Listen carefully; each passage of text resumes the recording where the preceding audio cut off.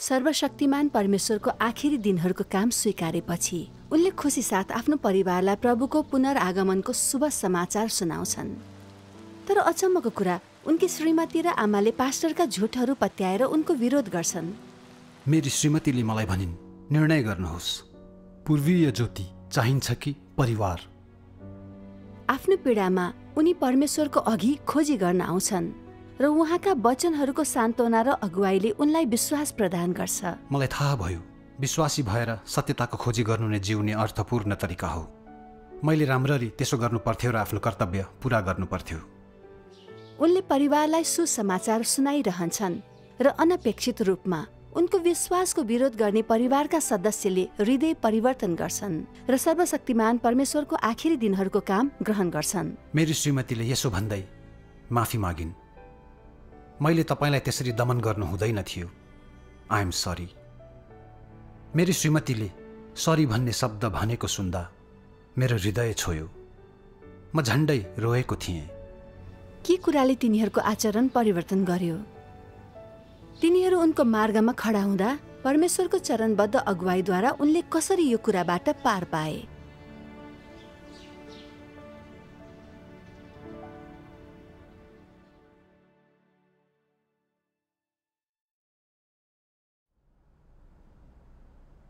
सर्वशक्तिमान परमेश्वरको काम कहिले ग्रहण गर्नुभयो? गत ग्रीष्म ऋतुमा। मैले यसबारे अनलाइन अनुसन्धान गरिरहेको थिएँ र अरूले मसँग धेरै सङ्गति गरे। जस्तै प्रभुको पुनरागमन, परमेश्वरको आवाज सुनि प्रभुलाई स्वागत गर्ने, झुटा ख्रिस्टहरू छुट्याउने, परमेश्वरको 6000 वर्षीय योजना र सत्यताका अरू विभिन्न पक्षहरू। मैले सर्वशक्तिमान परमेश्वरका धेरै वचन पढेँ, यसबारे 2 महिना अनुसन्धान गरेँ र उहाँ नै फर्कनुभएका प्रभु येशू हुनुहुन्छ भन्नेमा निश्चित भएँ। म हर्षित भएँ र उहाँको आखिरी दिनहरूको काम स्वीकारेँ। मेरो परिवारलाई प्रभुको पुनरागमनबारे बताएर तिनीहरूलाई परमेश्वरको अघि ल्याउनमा अग्रसर भएँ। तर तिनीहरूलाई सुसमाचार सुनाउने मौका पाउनुभन्दा पहिले मेरो बटालियन कमान्डरले मलाई फिर्ता बोलायो। तपाईँले सुनाउनु भएन? हो। पछि मैले तिनीहरूलाई फोनबाट सुसमाचार सुनाएँ। एकपटक श्रीमती र म प्रभुलाई स्वागत गर्ने विषयमा कुरा गरिरहेका थियौँ अनि उनले मलाई सोधिन्, पूर्वीय ज्योतिमा विश्वास गर्नुभयो कि? यस्ता मानिसहरूले परिवार त्याग्छन् भनेर पास्टरले भनेका छन् भनिन्। त्यो सुनेपछि मलाई नराम्रो लाग्यो र रिस उठ्यो। मैले भने, मूर्ख नबन, पास्टरको कुरा तिमीले कसरी विश्वास गर्न सक्यौ? के तिनले त्यसो भन्नुको पछाडि कुनै आधार छ? मैले विश्वास गरेको 4 महिना भइसक्यो। के तिमीहरूलाई छोडेको छु के वास्ता गरेको छैन? मलाई थाहा छ चिनिया कम्युनिस्ट पार्टीले विश्वासीहरूलाई पक्राउ गरेर उनीहरूका परिवारलाई टुक्राइरहेको छ। कसरी तिनीहरूले हामी परिवारलाई चाहँदैनौँ भनेर भन्न सक्छन्? ती सबै झुट हुन्। तिमीले तिनीहरूको झुटा हल्ला पटक्कै सुन्नु हुँदैन। त्यसपछि मैले उनलाई भने, समझदार व्यक्तिले प्रभु आउनेबारे खोजी गर्नुपर्छ र सर्वशक्तिमान परमेश्वरका वचन, परमेश्वरका आवाज हुन् कि हेर्नुपर्छ। रोमी 10 अध्यायको 17 पदमा भनिएको छ, यसैले विश्वास सुनुवाईबाट आउँछ र ख्रिस्टको वचन सुनुवाईबाट। प्रभु येशूले भन्नुभएको छ, मेरो भेडाले मेरो स्वर सुन्छ र म तिनीहरूलाई चिन्छु र तिनीहरूले मलाई पछ्याउँछन्। परमेश्वरको भेडाले उहाँको आवाज सुन्छ। त्यसकारण प्रभुको पुनरागमन सम्बन्धी अनुसन्धान गर्नुपर्छ र उहाँको आवाज सुन्नुपर्छ। परमेश्वरका वचनहरू सत्य हुन्, ती अख्तियारपूर्ण छन्, ती व्यक्तिबाट आएका होइनन्। मैले सर्वशक्तिमान परमेश्वर नै फर्कनुभएका प्रभु येशू हुनुहुन्छ भन्ने गरेको छु, किनभने उहाँका वचनहरू सत्य र परमेश्वरको आवाज हुन् भन्ने देखेँ। उनले कस्तो प्रतिक्रिया दिइन्? उनले मेरो कुरा सुन्थिनन्। म फोन काट्ने बाहेक केही गर्न सक्दिन थिएँ। केही हप्तापछि मैले उनलाई फेरि कल गरेँ, तर उनले फोन बन्द गरिन्। त्यसपछि साँझको भेला हुने समयमा उनले मलाई बारम्बार फोन गरिन्। मैले भेलामा बस्नमा परमेश्वरका वचनहरूबाट अन्तर्दृष्टि प्राप्त गर्न सकिनँ। के गर्ने मलाई थाहा थिएन। त्यसकारण मलाई अगुवाई गर्नुहोस् भन्दै परमेश्वरलाई प्रार्थना गरेँ। प्रार्थनापछि मलाई के लाग्यो भने त्यसमा परमेश्वरको इच्छा के छ थाहा नभए पनि मैले विश्वास गर्नुपर्छ। म यस बन्धनमा पर्नु हुँदैन, बरु भेलामा ध्यान दिनुपर्छ। त्यसपछि मलाई अलिक सहज अनुभव भयो। तर अर्को दिन मेरो श्रीमतीले अचानक फोन गरेर भनिन्, तपाईले पूर्वीय ज्योतिको प्रचार सुन्न मोबाइल किन्नु भएछ, तर हाम्री बिरामी छोरीलाई उपचार गर्ने पैसा छैन। तपाईको विश्वासको कारण तपाईले उनको हेरचाह गरिरहनु भएको छैन। मैले सर्वशक्तिमान परमेश्वरमा विश्वास नगरौँ भनेर उनले त्यसो भनिरहेकी छिन् भन्ने थाहा थियो। पैसा चाहिँदा सापट्टि पनि लिन सकिन्थ्यो र बच्चाहरू बिरामी हुनु सामान्य कुरा नै हो। मैले विश्वास नगरे पनि उनी बिरामी हुन सक्थिन्। म छोरीको हित नै चाहन्थे, तर श्रीमतीले कसरी गलत बुझिन्। मलाई मेरो विश्वासबाट अलग गर्न हाम्रो बिरामी बच्चाको बहाना गरेको देख्दा मलाई निकै नरमाइलो लाग्यो। मैले बोल्न नपाउँदै उनले भनिन्, तपाई जिद्दी भएर यसमा विश्वास गरिरहनुहुन्छ भने भविष्यमा हामी परिवार समेत नरहौँला। यो कुरा सुन्दा मेरो मन एकदम दुख्यो। हाम्रो बच्चा यति सानै हुँदा पनि उनले डिभोर्स पो चाहेकी हुन् कि भन्ने लाग्यो। मलाई अत्यन्तै नरमाइलो लाग्यो र केही नबोली फोन राखेँ। तर उनले भनेको कुराले मलाई व्याकुल बनाइरह्यो र परमेश्वरलाई दोष नदिई बस्न सकिनँ। म सोचिरहन्थे, उहाँले किन हाम्रो परिवारको सद्भाव र छोरीको स्थितिमा सुरक्षा गर्नु भएन। यो किन हुँदै थियो तपाईले बुझ्नु भएको थिएन? हो त, मैले भेलाहरूमा परमेश्वरको अघि आफूलाई शान्त राख्न सकिनँ र संगतिको लागि मसँग अन्तर्दृष्टि थिएन। त्यसकारण मैले उहाँ सामु घुँडा टेके र भने, हे परमेश्वर, मेरो कद सानो छ, मेरो श्रीमतीको ती कुराले कमजोर अनुभव भइरहेको छ। बिन्ती मेरो साथमा रही तपाईको इच्छा बुझ्न अगुवाई गर्नुहोस्। त्यो साँझ मैले सर्वशक्तिमान परमेश्वरका वचनहरूको एउटा खण्ड पढेँ। म पढ्न चाहन्छु। हुन्छ। सर्वशक्तिमान परमेश्वर भन्नुहुन्छ, जाँचहरूबाट भएर जाँदा मानिसहरू कमजोर हुनु वा उनीहरूभित्र नकारात्मकता हुनु वा परमेश्वरको इच्छा वा तिनीहरूका अभ्यासको मार्गबारे स्पष्ट नहुनु सामान्य कुरा हो। तर कुनै पनि अवस्थामा परमेश्वरको कामप्रति तमा विश्वास हुनुपर्छ। अनि जसरी अय्युबले परमेश्वरलाई इन्कार गरेनन्, तैँले पनि त्यसो गर्नु हुँदैन। अय्युब कमजोर थिए र तिनले आफू जन्मेको दिनलाई धिक्कारे पनि। तिनले मानव जीवनमा सबै थोकहरू यहोवाले नै दिनुहुन्छ र उहाँ नै सबै थोक लैजानुहुन्छ भन्ने कुरालाई इन्कार गरेनन्। तिनलाई जसरी जाँचिएको भए पनि तिनले यो विश्वास थामेर राखे। तेरो अनुभवमा त परमेश्वरको वचनद्वारा जस्तै शोधनबाट भएर जानु परे पनि संक्षेपमा परमेश्वरले मानव जातिबाट चाहनु भएको कुरा भनेको तिनीहरूका विश्वास र उहाँको निम्ति तिनीहरूको प्रेम नै हो। यस्तो प्रकारले काम गरेर उहाँले मानिसहरूको विश्वास, प्रेम र आकांक्षाहरूलाई सिद्ध पार्नुहुन्छ। परमेश्वरले मानिसहरूमा सिद्ध पार्ने काम गर्नुहुन्छ र तिनीहरूले त्यो देख्न सक्दैनन्, त्यो अनुभव गर्न सक्दैनन्। त्यस्तो परिस्थितिहरूमा तेरो विश्वास आवश्यकता हुन्छ। मानिसहरूको विश्वास त्यति बेला चाहिन्छ जब कुनै कुरा मानिसको नाङ्गो आँखाले देख्न सकिँदैन।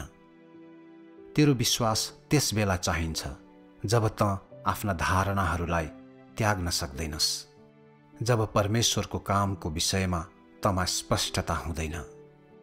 त्यस बेला तँबाट चाहिने कुरा भनेको तैँले विश्वास गर्नुपर्छ र तैँले दरो धारणा लिएर र साक्षी बनेर खडा हुनुपर्छ भन्ने हो। जब अय्युब यो स्थितिमा पुगे, परमेश्वर तिनी कहाँ देखा पर्नुभयो र तिनीसँग बोल्नुभयो। अर्थात् तँभित्रको विश्वासले मात्र तैँले परमेश्वरलाई देख्न सक्छस्। अनि जब तँमा विश्वास हुन्छ, परमेश्वरले तँलाई सिद्ध बनाउनुहुन्छ। विश्वास बिना उहाँले यो गर्न सक्नुहुन्न। आमेन। उहाँका वचनहरूले मलाई उहाँको राज्य जाने मार्ग सहज छैन भनेर देखाए। विभिन्न कठिनाई र परीक्षाहरू हुन्छन् र मन नपर्ने कुराहरू देखा पर्छन्, तर हामी यी सबैबाट गुज्रनुपर्छ। यसले हामीसँग परमेश्वरप्रति साँचो विश्वास छ छैन र उहाँको गवाई दिन सक्छौँ सक्दैनौँ त्यो प्रकट गर्छ। जब श्रीमतीले उहाँमाथिको मेरो विश्वासको विरोध गरिरहेकी थिइन् सुरुमा मसँग उनलाई गवाही दिइरहने विश्वास थियो, तर जब डिभोर्सको धम्की दिन थालिन् र हाम्रो बच्चा बिरामी भइन्, तब मैले गुनासो गर्न थालेँ।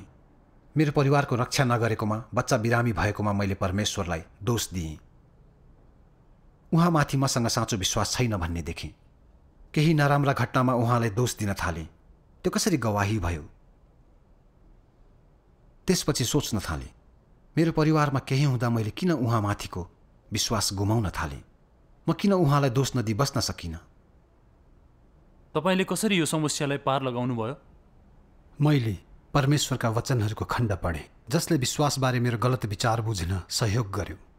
हामी परमेश्वरका वचनहरू पाठ गरिएको भिडियो हेरौँ। हुन्छ। सर्वशक्तिमान परमेश्वर भन्नुहुन्छ, आज मैले भन्ने वचनहरूमा तँ विश्वास गर्दैनस् र तिनलाई तैँले ध्यानै दिँदैनस्। जब यस प्रकारको काम फैलने दिन आउनेछ र तैँले यसको सम्पूर्णता देख्नेछस्, तब तँ पछुताउनेछस् र त्यो समय तँ अक्क न बक्क हुनेछस्। आशिषहरू छन्, तैपनि तिनमा आनन्द लिन तैँले जान्दैनस्, र सत्यता छ, तैपनि तैँले यसको खोजी गर्दैनस्। के तैँले आफैमा तिरस्कार ल्याउँदैनस् र? आज परमेश्वरको कार्यको अर्को चरण सुरु हुन बाँकी नै भए पनि तँबाट अपेक्षा गरिएका मापदण्डहरू र तँलाई जिउन आग्रह गरिएका कुराहरू असाधारण होइनन्। काम धेरै छन् र सत्यता पनि धेरै छन्। के ती तैँले थाहा पाउन योग्य छैनन् र? के परमेश्वरको सजाय र न्याय तेरो आत्मालाई बिउझाउन असक्षम छ? के परमेश्वरको सजाय र न्याय तँलाई आफूले आफैलाई घृणा गर्ने बनाउन असक्षम छ? के तँ शैतानको प्रभावमा रही शान्ति र आनन्द एवं थोरै दैहिक सहजतामा जिउन पाउँदा सन्तुष्ट छस्? के तँ सबै मानिसहरूमध्ये सबैभन्दा नीच छैनस् र? मुक्तिलाई देखेका तर यसलाई प्राप्त गर्नको लागि खोजी नगर्ने मानिसहरू जत्तिको मूर्ख अरू कोही पनि हुँदैन। आफैलाई देहमा मस्त पार्ने र शैतानको आनन्द लिने मानिसहरू यिनै हुन्। परमेश्वरमाथिको तेरो विश्वासमा तँ कुनै पनि चुनौती वा सङ्कष्टहरू वा थोरै पनि कष्ट नआओस् भन्ने आशा गर्छस्। तँ सधैँ त्यस्ता कुराहरूको खोजी गर्छस् जुन व्यर्थ छन् र तैँले जीवनलाई कुनै मूल्यको ठान्दैनस्, बरु सत्यताको सट्टा आफ्नै अनावश्यक विचारहरूलाई अघि राख्छस्। तँ कति बेकामे छस्। तैँले खोजी गर्ने कुरा भनेको परमेश्वरमा विश्वास गरिसकेपछि शान्ति प्राप्त गर्न सक्षम हुनु, तेरा छोराछोरी रोग बिमारबाट मुक्त हुनु, तेरो श्रीमानले राम्रो जागिर पाउनु, तेरो छोराले असल श्रीमती पाउनु, तेरो छोरीले योग्य श्रीमान पाउनु, तेरो गोरु र घोडाले राम्ररी खेत जोत्नु, तेरो बालीको लागि वर्षभरि राम्रो मौसम हुनु हो। तैँले खोजी गर्ने कुरा यही हो। तेरो खोजी भनेको केवल आराममा जिउनु र तेरो परिवारमा कुनै दुर्घटना नघटोस्, तँबाट भएर बतास चलोस्, तेरो अनुहार धुलोले नछुओस्, तेरो परिवारको अन्न बाली बाढीले नबगाओस्, तँलाई कुनै पनि विपत्तिले असर नपारोस्, परमेश्वरको अङ्गालोमा बस्न पाइयोस्, आरामदायी निवासमा बस्न पाइयोस् भन्ने हो। सधैँ देहको खोजी गर्ने तँ जस्तो कायरमा के तँमा हृदय छ? के तँसँग आत्मा छ? के तँ वनपशु होइनस् र? सट्टामा केही पनि नमागी नै म तँलाई साँचो मार्ग दिन्छु, तैपनि तैँले यसको खोजी गर्दैनस्। के तँ परमेश्वरमा विश्वास गर्नेहरूमध्ये एक होस्? म तँलाई साँचो मानव जीवन दिन्छु, तैपनि तँ यसलाई खोज्दैनस्। के तँ सुँगुर वा कुकुर भन्दा फरक छस् र? सुँगुरहरूले मानिसको जीवनको खोजी गर्दैनन्, तिनीहरू शुद्ध गरिने कार्यको खोजी गर्दैनन् र तिनीहरूले जीवन के हो भन्ने कुरा बुझ्दैनन्। हरेक दिन टन्न खाएपछि तिनीहरू सुत्छन्। मैले तँलाई साँचो मार्ग दिएको छु, तैपनि तैँले यसलाई प्राप्त गरेको छैनस्। तेरो हात रित्तो छ। के तँ यो जीवनलाई अर्थात् सुँगुरको जीवनलाई जारी राख्न तयार छस्? त्यस्ता मानिसहरू जीवित हुनुको अर्थ के छ र? तेरो जीवन तिरस्कार योग्य र नीच छ। तँ फोहोर र दुराचार माझ जिउँछस् र तैँले कुनै पनि लक्ष्यहरूको खोजी गर्दैनस्। के तेरो जीवन सबैभन्दा नीच छैन र? के परमेश्वरलाई हेर्ने आँट तँसँग छ? तैँले यस्तै अनुभव गरिरहिस् भने के तैँले केही प्राप्त गर्ने छस् र? साँचो मार्ग तँलाई दिइएको छ, तर तैँले यसलाई प्राप्त गर्न सक्छस् कि सक्दैनस् भन्ने कुरा तेरो आफ्नै व्यक्तिगत खोजीमा निर्भर हुन्छ। यहाँ मैले उत्तर पाएँ। विश्वास सम्बन्धी मेरो दृष्टिकोण गलत थिए। त्यो सत्यता प्राप्तिको लागि थिएन, तर हाम्रो परिवार सकुशल र जीवन सहज होस् भनेर थियो। म परमेश्वरको अङ्गालोमा जिएर उहाँको अनुग्रह प्राप्त गर्न चाहन्थेँ। मैले उहाँका आशिषहरू पाउँदा ममा उहाँलाई पछ्याउने विश्वास थियो। तर जब घरमा समस्या आए र बच्चा बिरामी भइन्, तब मैले गुनासो गरेँ र मेरो परिवारको रक्षा नगरेकोमा परमेश्वरलाई दोष दिएँ। ममा विश्वास नै थिएन। मलाई त्यस्तो भएकोमा ममाथि अन्याय परेको छ। उहाँले मेरो विश्वासमा आशिष दिनुपर्थ्यो। मैले त्यस्तो कुरा भोग्नु हुँदैन थियो भन्ने समेत लाग्यो। त्यसपछि के महसुस भयो भने मेरो विश्वास आशिषहरू प्राप्त गर्नुमा निर्मित थियो र म त्यो स्तरमा पुगेको थिइनँ। परमेश्वरको विश्वास र आराधना गर्नु स्वाभाविक हो। यो छोराछोरीले आमाबाबुमा भक्ति राख्नु जस्तै हो। हामीले उहाँसँग कारोबार गर्नु हुँदैन। तर मैले उहाँबाट फाइदा लिने र आशिष पाउने प्रयास गरिरहेको थिएँ। मसँग कुनै समझ शक्ति थिएन। म उहाँले बताउनु भए झैँ हृदय आत्मा नभएको व्यक्ति थिएँ। त्यस्तो विश्वास कसरी उहाँको इच्छा अनुरूप हुन सक्छ?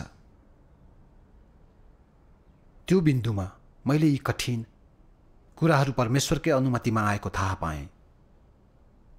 त्यसबाट गुज्रिँदा विश्वास सम्बन्धी मेरो गलत दृष्टिकोणहरूको खुलासा भए, जसले गर्दा मैले आफूलाई चिन्न, मेरा गलत विचारहरू परिवर्तन गर्न र परमेश्वरमाथिको साँचो विश्वास प्राप्त गर्न सकेँ। त्यो म प्रतिको उहाँको मुक्ति थियो। परमेश्वरको इच्छालाई बुझ्दा त्यसले उहाँमाथि विश्वास दिलायो। मैले मेरो परिवारको लागि शान्ति खोजिरहन चाहिनँ। म ठिक समयमा भेलाहरूमा जानु पर्थ्यो। भविष्यमा जेसुकै भए पनि म सत्यताको खोजी गरिरहनेछु भनी परमेश्वरको अघि सङ्कल्प गरेँ। तपाईँको दृष्टिकोण परिवर्तन भएछ। वास्तवमा यी कठिन अवस्थाहरूबाट तपाईँले आफ्नो विश्वासमा रहेका समस्याहरूलाई देख्नुभयो। तपाईँले महत्त्वपूर्ण कुरा पाउनुभयो। पक्कै पनि परमेश्वर धन्यवाद। मैले सर्वशक्तिमान परमेश्वरको वचनहरूको अर्को खण्ड पढेँ। सर्वशक्तिमान परमेश्वर भन्नुहुन्छ। यो विश्वास भन्ने शब्दले केलाई जनाउँछ? विश्वास भनेको कुनै कुरा देख्न वा छुन नसक्दा, परमेश्वरको काम मानिसका विचारहरूसँग मेल नखाँदा, त्यो मानव जातिको पहुँचभन्दा पर हुँदा, मानव हृदयमा हुने सच्चा आस्था र इमान्दार हृदय हो। मैले यही विश्वासको बारेमा कुरा गरेको हुँ। कठिनाई र शोधनको समयमा मानिसहरूलाई विश्वास चाहिएको हुन्छ, अनि विश्वास यस्तो कुरा हो जुन शोधन पछि आउँछ। शोधन र विश्वासलाई अलग गर्न सकिँदैन। परमेश्वरले जसरी काम गर्नु भए पनि र तेरो वातावरण जस्तै सुकै भए पनि त जीवनलाई अनि सत्यतालाई खोजी गर्न अनि परमेश्वरको कामको ज्ञानलाई खोज्न, उहाँका कामहरूलाई बुझ्न सक्छस्, अनि त सत्यता अनुसार कार्य गर्न सक्छस्। यस्तो गर्नु नै साँचो विश्वास हुनु हो। अनि त्यसो गर्दा तैँले परमेश्वरमाथिको विश्वास हराएको छैनस् भन्ने देखिन्छ। यदि त शोधनद्वारा सत्यताको खोजीमा लागिरहन्छस् भने, यदि त साँच्चै परमेश्वरलाई प्रेम गर्न सक्छस् र उहाँमा शङ्का गर्दैनस् भने, यदि उहाँले जे गर्नु भए पनि त उहाँलाई सन्तुष्ट पार्न सत्यताको अभ्यास गर्छस् भने, र यदि तँ गहिरो रूपले उहाँको इच्छा खोज्छस् र उहाँको इच्छामा ध्यान दिन्छस् भने मात्र तैँले परमेश्वरमा साँचो विश्वास प्राप्त गर्न सक्छस्। आमेन। परमेश्वरका वचनहरूबाट मैले अवस्था राम्रो होस् वा कठिन होस् हामीले उहाँलाई शङ्का गरेर दोष दिने गर्नु हुँदैन। हामीले उहाँको इच्छाको खोजी र वचन अनुसार काम गरेर उहाँको पक्षमा उभिनुपर्छ। कष्टमा पनि उहाँलाई सन्तुष्ट पार्नुपर्छ। यो मात्रै साँचो विश्वास हो। यो बुझाइले मलाई अभ्यासको मार्ग र परमेश्वरलाई पछ्याउने विश्वास प्रदान गर्यो। परमेश्वरलाई धन्यवाद होस्। त्यसपछि तपाईँकी श्रीमतीले कस्तो व्यवहार गर्नुभयो? पछि मैले मेरी आमालाई फोन गरेँ र श्रीमतीबारे सोधेँ। हाम्रो घरको हेरचाह गर्नुको सट्टा उनले आफ्नो माइतमा समय बिताइरहेकी छिन् र उनी फरक भएकी छिन् भनेर भन्नुभयो। हाम्रो पास्टरले म गलत बाटोमा छु, मेरो विश्वास धोका हो भनेका छन् भनेर उहाँले भन्नुभयो। तिनले मलाई पूर्वीय ज्योतिलाई त्याग्न लगाउनुपर्छ भनेका रहेछन्। यो कुरा सुन्दा मलाई अत्यन्तै रिस उठ्यो। म पादरी वर्गले किन झुटहरू बोल्छन् भन्ने विचार गरिरहेको थिएँ। तिनीहरूको छली हल्लाहरूकै कारणले गर्दा श्रीमतीले मेरो विश्वासको विरोध गरिन्। तिनीहरूको कारण म हट्नु हुँदैन थियो। तिनीहरूले जे भने पनि मैले कुरा सुन्नु हुँदैन थियो। यसको बारेमा सोच विचार गरेपछि मैले आमालाई भने, आमा, ती पादरी वर्गको कुरा नसुन्नुहोस्।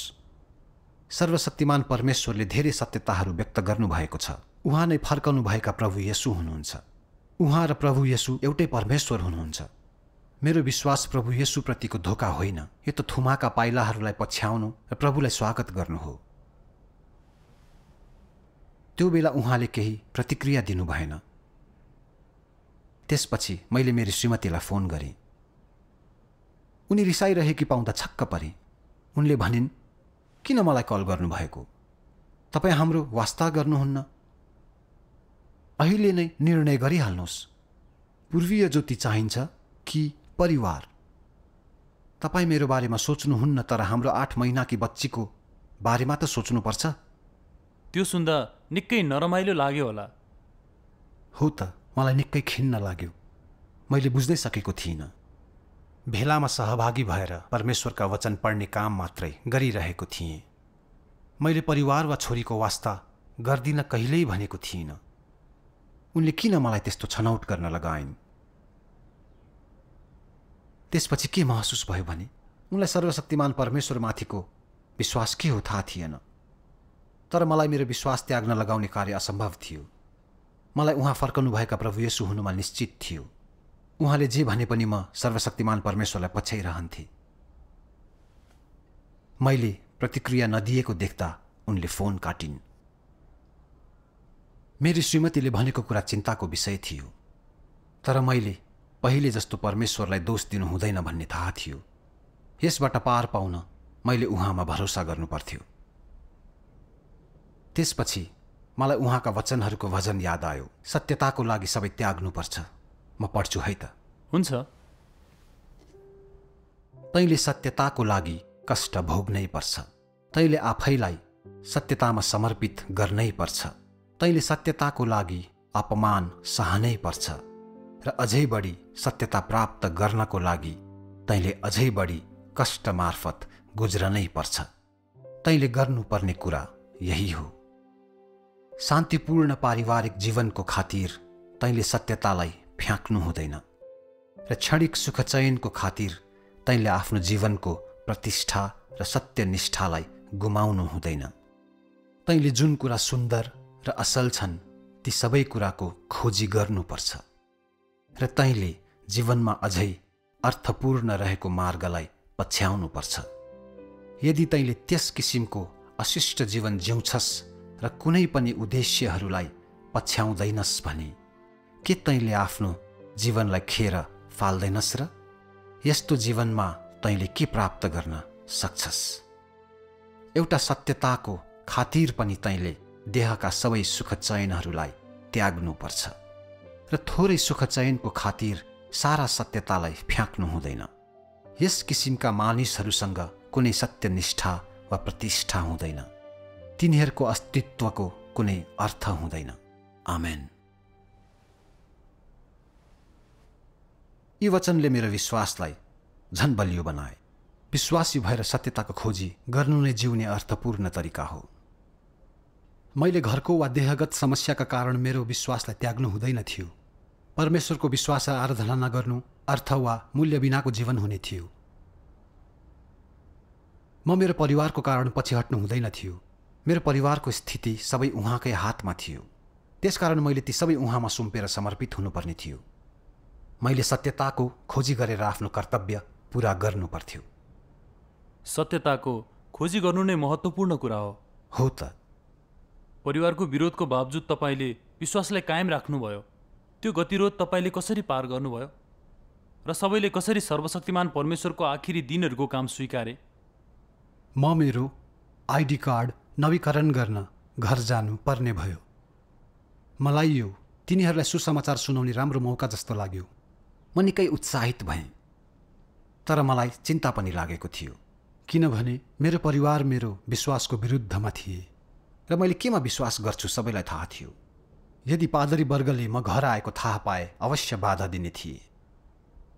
त्यहाँ गएपछि के हुनेछ मलाई केही थाहा थिएन। त्यसकारण मैले परमेश्वरसँग प्रार्थना गर्दै यसो भने, हे परमेश्वर, यसपटक म मेरो परिवारलाई सुसमाचार सुनाउन चाहन्छु, तर तिनीहरूले मलाई दमन र पादरी वर्गले हस्तक्षेप गर्दै आएका छन्।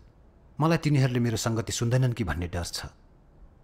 हे परमेश्वर, म तपाईँमा भरोसा गर्न र मेरो परिवारलाई सुम्पन चाहन्छु। कृपया मेरो साथमा रही बाटो खोलिदिनुहोस्। त्यसपछि मैले परमेश्वरका वचनहरूको अर्को भजन सुने। तैँले हरेक व्यक्ति, मामिला वा वस्तुको सामना गर्दा कुनै पनि समय परमेश्वरको वचन त कहाँ देखा पर्नेछ र उहाँको इच्छा अनुसार कार्य गर्न मार्गदर्शन दिनेछ। सबै कुरा परमेश्वरको वचन अनुसार गर र उहाँले तँलाई तेरो प्रत्येक कार्यमा अगाडितर्फ डोर्याउनु हुनेछ। त बहकिने छैनस् र नयाँ ज्योतिमा अझ धेरै र अझ नयाँ अन्तर्दृष्टिको साथमा जिउन सक्षम हुनेछस्। तैँले के गर्ने भनेर सोच्न मानव धारणाहरू प्रयोग गर्न सक्दैनस्। त परमेश्वरको वचनको मार्गदर्शनप्रति समर्पित हुनुपर्छ। तँसित स्वच्छ हृदय हुनुपर्छ। त परमेश्वर सामु शान्त बन्नुपर्छ र तैँले अझ धेरै चिन्तन गर्नुपर्छ। आफूले नबुझ्ने कुराको समाधान गर्न चिन्ता नगर र यस्ता मामिलाहरूलाई बारम्बार परमेश्वर सामु राख अनि उहाँलाई सच्चा हृदय चढा। परमेश्वर तेरा सर्वशक्तिमान हुनुहुन्छ भन्ने विश्वास गर। तँसित परमेश्वरका निम्ति ठूलो आकांक्षा हुनै पर्छ। तैँले शैतानका बहाना, अभिप्राय र चालहरूलाई नकार्दै जोडतोडले खोजी गर्नुपर्छ। निराश नहो, कमजोर नहो। आफ्नो सारा हृदयले खोजी गर, सारा हृदयले प्रतीक्षा गर। सक्रिय रूपले परमेश्वरसित सहकार्य गर र आफूलाई आफ्ना आन्तरिक विघ्न बाधाहरूबाट मुक्त गर। आमेन।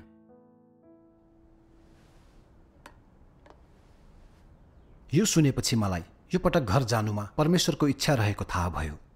यति हो कि मेरो विश्वास सानो थियो र उहाँको इच्छालाई बुझेको थिइनँ, तर सफल हुन मैले उहाँमा भरोसा गर्नु पर्थ्यो। परमेश्वर भन्नुहुन्छ, परमेश्वर तेरा सर्वशक्तिमान हुनुहुन्छ भन्ने विश्वास गर। परमेश्वरका वचनहरूले मलाई विश्वास दिए। मैले सोचिरहेको थिएँ कि हरेक दिन जे सामना गर्छु त्यो उहाँको अनुमतिले हो। मैले उहाँमा भरोसा गरेर उहाँकै बाटो हेरेँ भने मलाई विश्वास छ उहाँले मलाई डोर्याउनु हुनेछ। परमेश्वर धन्यवाद, तपाईँको विश्वास अझ बढेछ। अवश्य नै। तर तपाईँको परिवार विरोधमा थिए। तिनीहरूलाई सुसमाचार सुनाउन कठिन भएको हुनुपर्छ। हो त। घर पुग्दा मेरी श्रीमतीले मलाई व्यवस्था गरिन्, तर पास्टरको प्रभावले त्यस्तो भएको हो भन्ने मलाई थाहा थियो। उनलाई परमेश्वरको आखिरी दिनहरूको काम बताउनु थियो ताकि सत्यता जानुन् र पास्टरको बहकाउमा नपरुन्। त्यसकारण मैले परमेश्वरसँग प्रार्थना गरेँ र उहाँको अगुवाई मागेँ। त्यसपछि मैले धैर्य भएर हृदयबाट उनलाई केही शब्द बताएँ। मैले भने, तिमी र आमाले सर्वशक्तिमान परमेश्वरको आखिरी दिनहरूको कामबारे बुझ्नुपर्छ, उहाँका वचनहरू पढ्नुपर्छ। त्यसपछि तिमीहरूले यो परमेश्वरको आवाज हो र मानव जातिको निम्ति दिनुभएको वचन हो र उहाँले फर्कनु भएका प्रभु येशू देख्न सक्छौ। यदि तिमीहरूले यसबारे अनुसन्धान गर्ने र उहाँको आवाजलाई सुन्ने काम गरेनौ तर पादरी वर्गका झुटहरूलाई सुन्यौ भने तिमीहरूले कसरी प्रभुलाई स्वागत गर्नेछौ? प्रभु येशूले भन्नुभयो, माग अनि त्यो दिइनेछ, खोज अनि भेट्टाउनेछौ, ढकढकाओ अनि खोलिनेछ। प्रभु विश्वासयोग्य हुनुहुन्छ। हामीले साँच्चै खोज्यौँ भने परमेश्वरको आवाज सुन्न सक्छौँ। उनले कस्तो प्रतिक्रिया दिइन्? म छक्क परेँ। उनले चुपचाप सुनिन् र पहिले जस्तो विरोध र तर्क गरिनन्। यो परमेश्वरको अगुवाई हो भन्ने बुझेर मैले उहाँलाई धन्यवाद दिएँ र यसले गर्दा मैले उहाँको कामबारे बताइरहने साहस प्राप्त गरेँ। भोलिपल्ट मैले उनलाई र मेरी आमालाई सुसमाचार सुनाएँ। मैले भने, तपाईहरूलाई थाहा छ मैले किन परमेश्वरको नयाँ कामलाई स्वीकारेँ। किनभने मैले सर्वशक्तिमान परमेश्वरको वचन पढेँ र यो सबै सत्य हो, परमेश्वरको आवाज हो भन्ने देखेँ र उहाँले फर्कनुभएका प्रभु येशू हुनुमा निश्चित भएँ। आखिरी दिनहरूमा उहाँले करोडौँ वचनहरू बोल्नुभएको छ। उहाँले आफ्नो 6000 वर्षे व्यवस्थापन योजना र बाइबलका रहस्यहरू प्रकट गर्नुभएको छ। साथै आजको दिनसम्म मानव जाति कसरी विकसित हुँदै आयो, शैतानले हामीलाई कसरी भ्रष्ट तुल्यायो, परमेश्वरले मानव जातिलाई मुक्ति दिन कसरी चरणबद्ध काम गर्नुहुन्छ, उहाँले कसरी अन्तिम गन्तव्य निर्धारित गर्नुहुन्छ र स्वर्गको राज्यमा को प्रवेश गर्नेछ र कसले दण्ड पाउनेछ पनि बताउनु भएको छ। उहाँले ती सबै बताउनु भएको छ। मानिसलाई कसरी शैतानले भ्रष्ट तुल्यायो त्यो कुरा र परमेश्वरप्रतिको हाम्रो विरोधको जडबारे पनि उहाँले हामीलाई बताउनु भएको छ। यति मात्र होइन, उहाँले हाम्रो पाप पूर्ण रूपमा धुने मार्ग पनि देखाउनु भएको छ। उहाँको हरेक वचन सत्य हो र यो शक्तिशाली र अख्तियारपूर्ण छ। सर्वशक्तिमान परमेश्वरले हामीलाई शुद्ध पार्न र परिवर्तन गर्न, शैतानको शक्तिबाट मुक्ति दिन यो सबै गर्नुभएको हो। यस बिन्दुमा मैले उहाँहरूलाई सोधेँ, कसले सत्यता व्यक्त गर्न र मानिसहरूलाई मुक्ति दिन सक्छ? परमेश्वरले मात्रै सक्नुहुन्छ। मानिसहरूमा सत्यता हुँदैन, ख्रीष्ट मात्रै बाटो, सत्यता र जीवन हुनुहुन्छ। त्यसपछि मैले कुरालाई जारी राखेँ। तपाईहरूले सर्वशक्तिमान परमेश्वरका वचनहरू पढ्नुपर्छ अनि तपाईहरूले यो सत्य र परमेश्वरको आवाज हो र सर्वशक्तिमान परमेश्वर नै फर्कनुभएका प्रभु येशू देख्नुहुन्छ। यदि कसैले प्रभुको पुनरागमनको गवाही दिइरहेको सुन्नुभयो र अनुसन्धान गर्नु भएन तर पास्टरको कुराको आधारमा निन्दा गर्नुहुन्छ भने तपाईहरूले प्रभुलाई स्वागत गर्ने मौका गुमाउनुहुनेछ। यो निकै लाजमर्दो हुनेछ। अवश्य नै।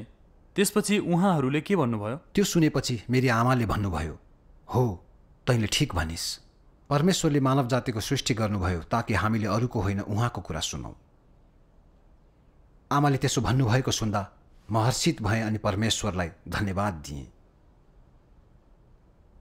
त्यसपछि उहाँले मलाई यसो भन्नुभयो, एकपटक पास्टरलाई प्रार्थना गर्न अनुरोध गरेकी थिएँ तर तिनले भने, तपाईँको छोराले हामी पादरी वर्गको कुरा सुन्दैन, सर्वशक्तिमान परमेश्वरलाई पछ्याउन हाम्रो अनुमति लिएनन्, तपाईँहरूले हामीलाई अवहेलना गर्नुहुन्छ, त्यसैले तपाईँहरूको परिवारको मामलामा हाम्रो सहयोग नमाग्नुहोस्।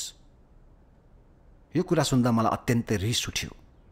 मैले उहाँलाई भने, पादरी वर्ग भएर त तिनीहरूले प्रभुको पुनरागमनबारे अनुसन्धान गर्न विश्वासीहरूलाई नेतृत्व गर्नुपर्ने हो, तर तिनीहरूले विश्वासीहरूलाई धम्की दिएर प्रभुलाई स्वागत गर्नबाट समेत रोक्छन्। तिनीहरूको वास्तविक मनसाय के हो? के तिनीहरूले सबैलाई पकडमा राखिरहेका छैनन् र?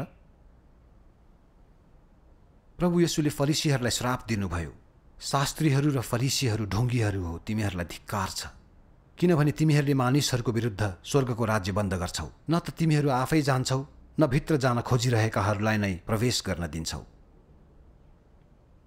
जब प्रभु येशूले काम थाल्नुभयो फरिसीहरूले उहाँलाई विरोध गरेर दोष दिए ताकि तिनीहरूले यहुदी जनतालाई आफ्नो पकडमा राख्न सकुन्।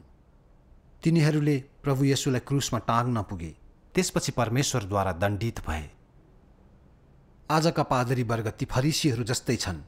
तिनीहरूले अनुसन्धान नगरी विश्वासीहरूलाई साँचो मार्गबाट टाढा राख्छन्। तिनीहरू परमेश्वरका शत्रुका रूपमा काम गरिरहेका हुन्छन्। तिनीहरूलाई अन्त्यमा श्राप र दण्ड दिइनेछ। त्यसपछि मैले तिनीहरूलाई प्रभुलाई स्वागत गर्न कसरी परमेश्वरको आवाज सुन्ने र त्यो बुद्धिमती कन्या बनेर प्रभुलाई स्वागत गर्ने तरिका हो भनेर सिकाएँ। अनि मैले तिनीहरूलाई अनुरोध गरेँ, आशा छ सर्वशक्तिमान परमेश्वरको कामलाई अनुसन्धान गर्नुहुनेछ र वचनहरू पढ्नुहुनेछ अनि ती साँच्चै परमेश्वरको आवाज हुन् कि भनेर हेर्नुहुनेछ। मलाई तपाईँहरू पादरी वर्गको भ्रम र नियन्त्रणमा परेको मन पर्दैन। तपाईँहरूसँग समझ शक्ति हुनुपर्छ। उहाँहरूले कस्तो प्रतिक्रिया दिनुभयो? मेरी आमाले मेरो कुरा सुनेर भन्नुभयो, तैँले ठिक भनिस्, तैँले गलत बाटो लिइरहेको छस् कि भन्ने डरले मैले सधैँ पादरी वर्गको कुरा सुने, त्यसैले तँलाई परमेश्वरमा विश्वास गर्न रोक्न खोजेकी थिएँ। तर तेरो सङ्गति बाइबलीय रूपमा उचित रहेछ र वास्तविकता पादरी वर्गले भने जस्तो रहेनछ। म यसबारे खोजिनिदो गर्छु। तपाईँकी श्रीमतीले के भन्नुभयो? उनले ध्यान दिएर चुपचाप सुनिरहन्। पछि मैले सर्वशक्तिमान परमेश्वरका वचनहरू पढेर सुनाएँ। त्यसपछि परमेश्वर र मानिसलाई पछ्याउनु बीचको भिन्नता, उहाँले किन देहमा आई न्यायको काम गरिरहनु भएको छ र परमेश्वरको आखिरी दिनहरूको कामको महत्त्वबारे बताएँ।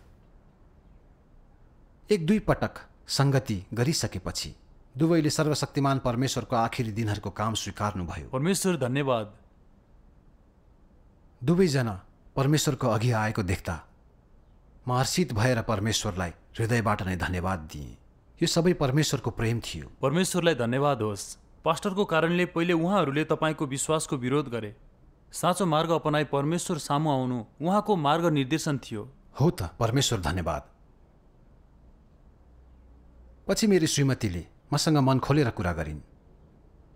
उनले भनिन्, मैले तपाईँलाई दमन गरेँ र डिभोर्स समेत मागेँ। यो सबै पास्टरको कुरा सुनेर भयो। हरेक पटक मण्डली जाँदा तिनले मलाई तपाईँ गलत मार्गमा हुनुहुन्छ र फर्काउनुहोस् भनी भन्थे। तिनको कुरा सही हो कि भन्ने लागेकोले म तपाईँसँग तर्क गरिरहन्थेँ र म तपाईँको कुरा सुन्थिनँ। तर हामीले सर्वशक्तिमान परमेश्वरका वचनहरू पढ्दा र तपाईँको सङ्गति सुन्दा यो त मैले कल्पना गरेको भन्दा फरक छ भन्ने देखेँ। उनले भनिन्, परमेश्वरको नयाँ कामप्रतिको मेरो आचरण सोच्दा मलाई डर लाग्छ। मैले उहाँ विरुद्ध सङ्घर्ष गरिरहेकी थिएँ र प्रभुलाई स्वागत गर्ने मौका झन्डै गुमाएँ। त्यसपछि उनले मलाई माफी मागिन्। मैले तपाईँसँग त्यस्तो व्यवहार गर्नु हुँदैन थियो। I am sorry. मेरी श्रीमतीले सरी भन्ने शब्द भनेको सुन्दा मेरो हृदय छोयो। म झन्डै रोएँ र परमेश्वरप्रति अत्यन्तै धन्यवादी भएँ। तपाईँले परिवारलाई सुसमाचार सुनाउने क्रममा दुःख झेल्नुभयो। हो नि, तर त्यो अनुभवद्वारा मैले मानव जातिलाई मुक्ति दिने परमेश्वरको प्रयासहरू देख्न सकेँ। उहाँमाथिको हाम्रो विश्वासलाई सिद्ध पार्न उहाँले हाम्रो जीवनमा त्यस किसिमको घटना आउन दिनुहुन्छ।